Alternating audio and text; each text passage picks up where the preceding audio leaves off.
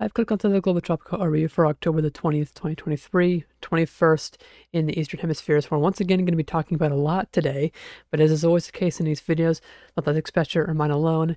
And when making decisions ahead of any tropical cyclones, look toward your local weather office, local emergency management, and local tropical cyclone warning center.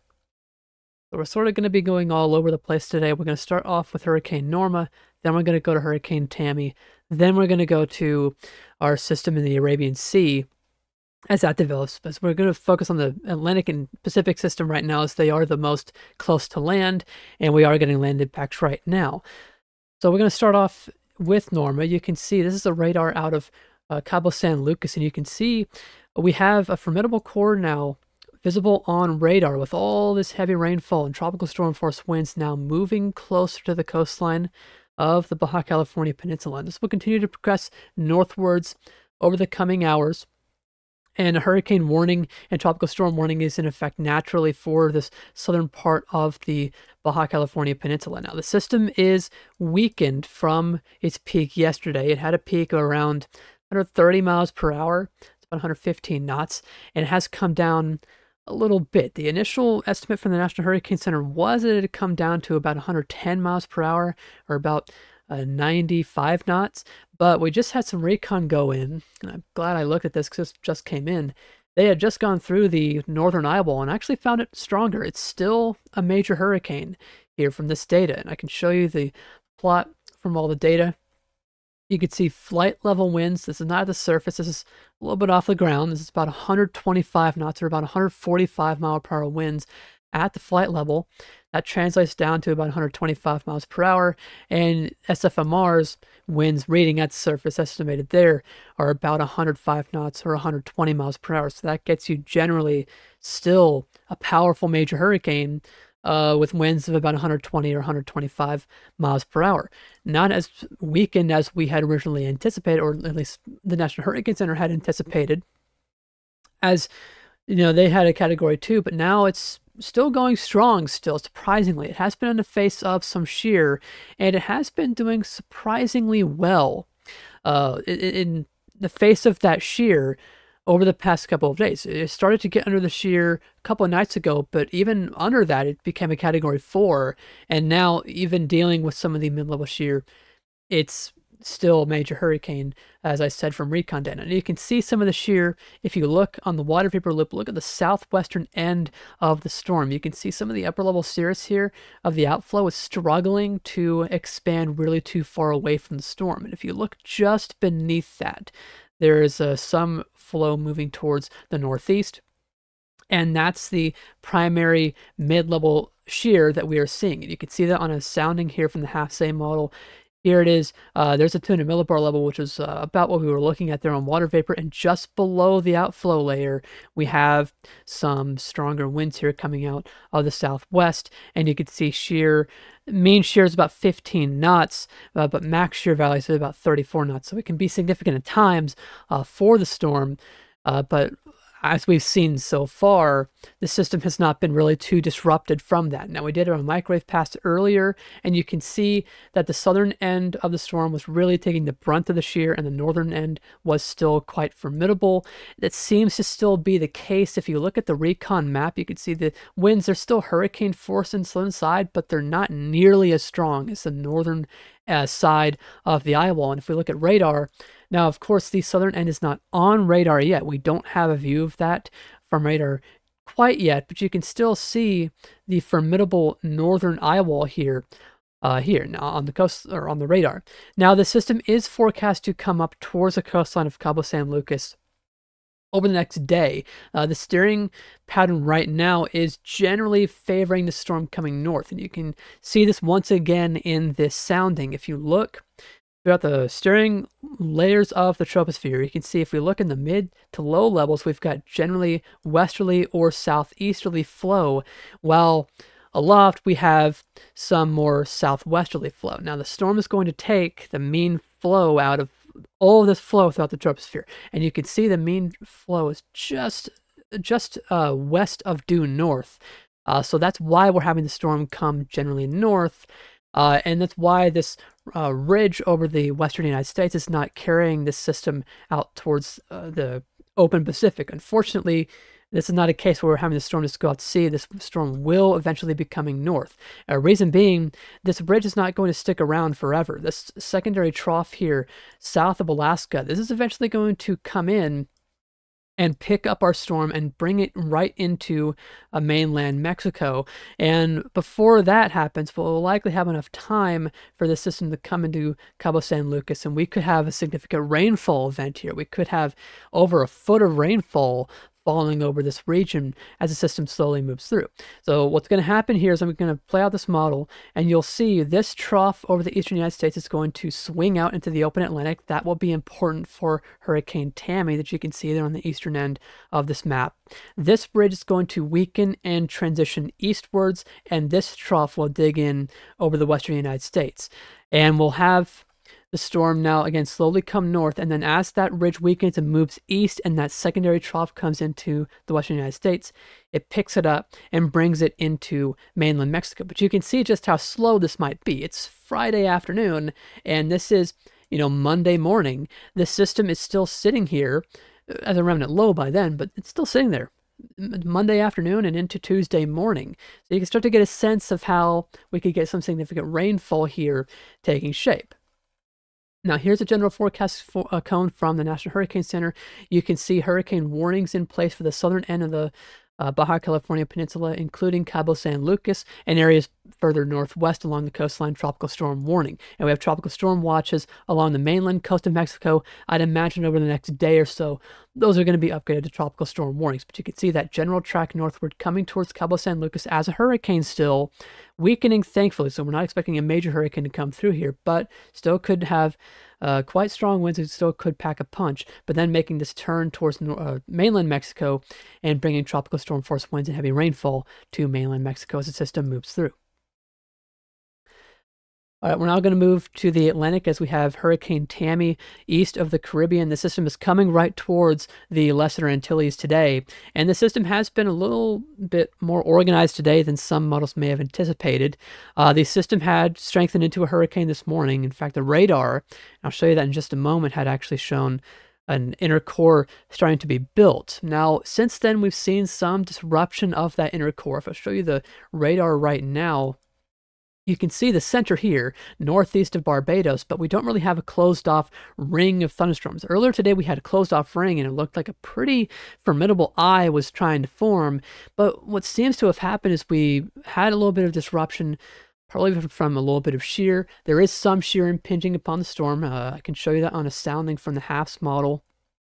If I get this here, the shear is not overwhelmingly strong, I should say, but it is still enough to impact the system. You can see we have some stronger winds here out of the around the surface layer, mainly due to some trade winds, and you can see the winds shift completely opposite of the direction they are in the low levels into the upper levels, and that makes for a quite significant shear, and you can see that here on this plot with the mean shear about 14 to 15 knots and max shear around 19 knots, and that's pretty strong.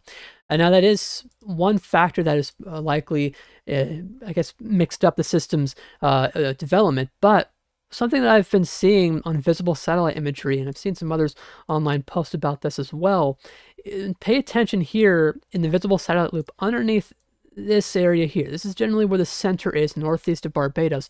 Watch what happens as we go over these next few frames. You see this sort of band come out from underneath the center, and this sort of just expands outwards towards Barbados.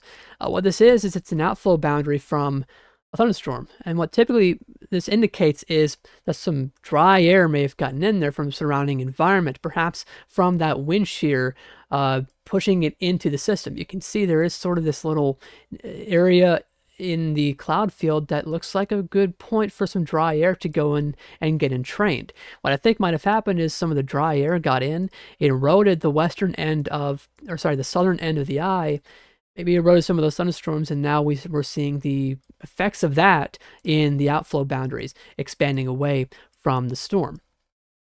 Now, overall, the system has not really, I wouldn't say it's weakened too much from this. Most of the strong winds were found in the eastern side, even away from the eye. Here's an earlier recon plane, and you can see there are some spots of hurricane force winds found here east of the eye. So I would say that this is probably still a hurricane.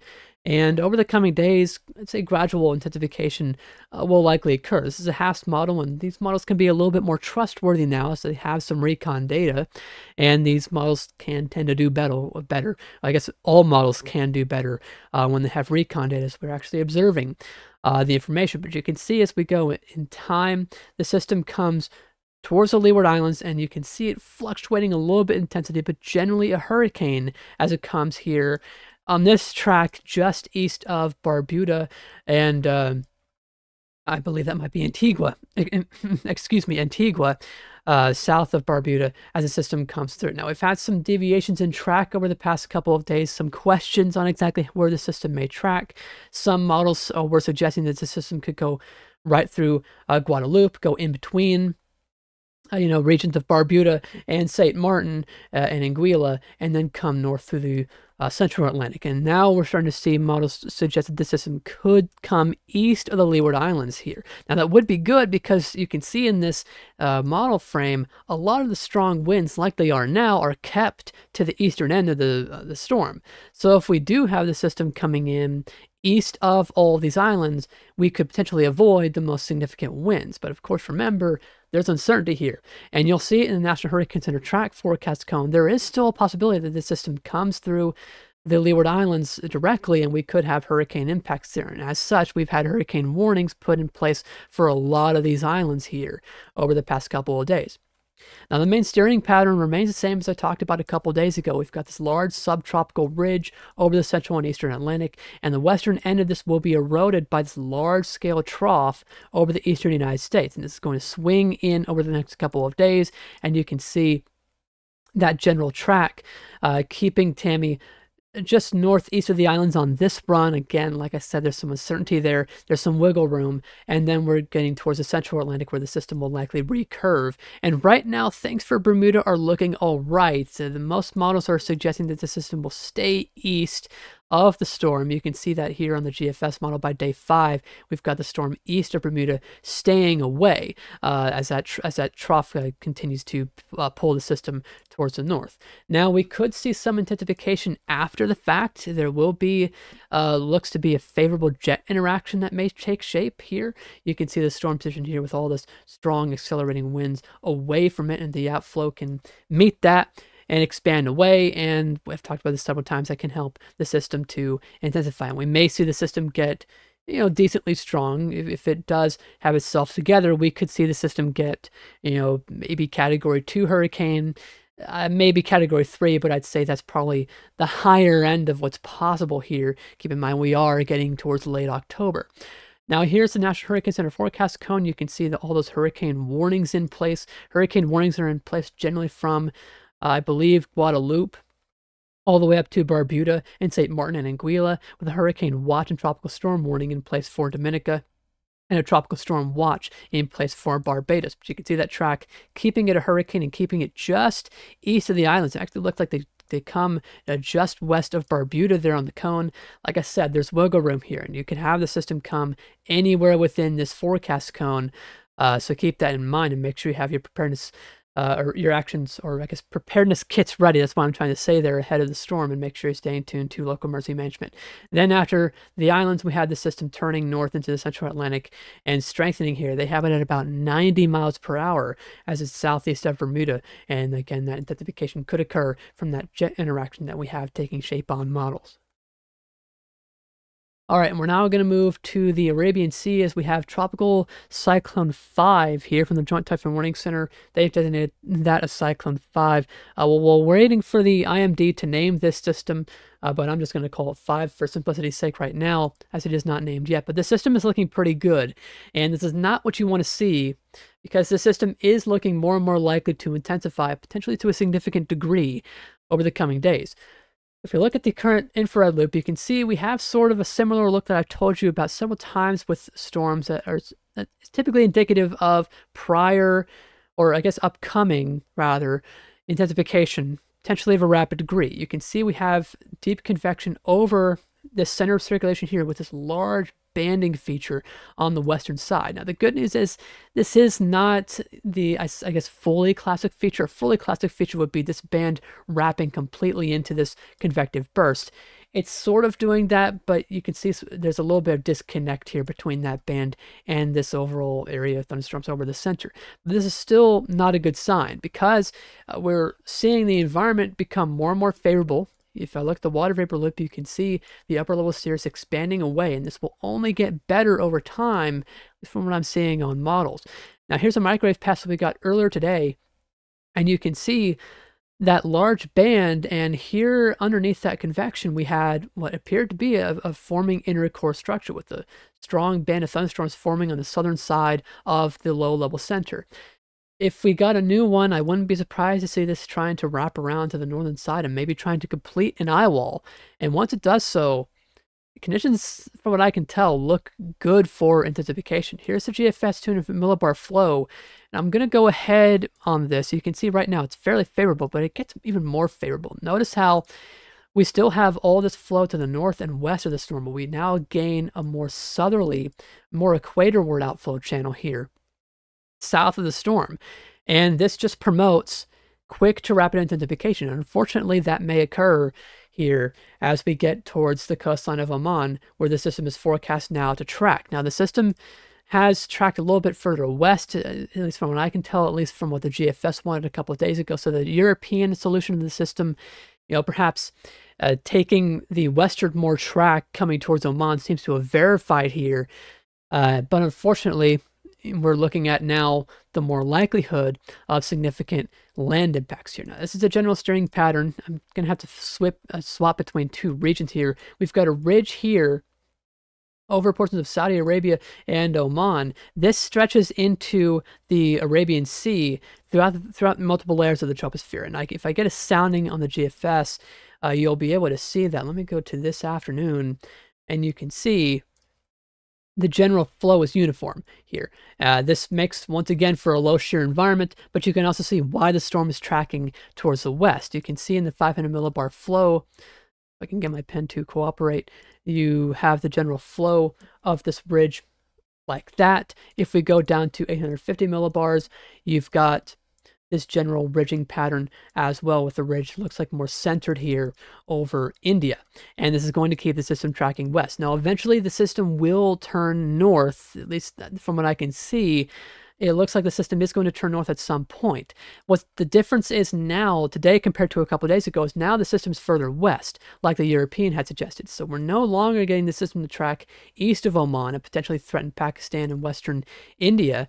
Now the system's further west, and when it recurves, it's now coming into southern Oman, potentially as a significant storm. And you can see the GFS has it pretty strong there by the time it does so. And that's our main concern here, that we could have, potentially a strong cyclone coming in to this region of the world where it may not be overly common to get something like this each year.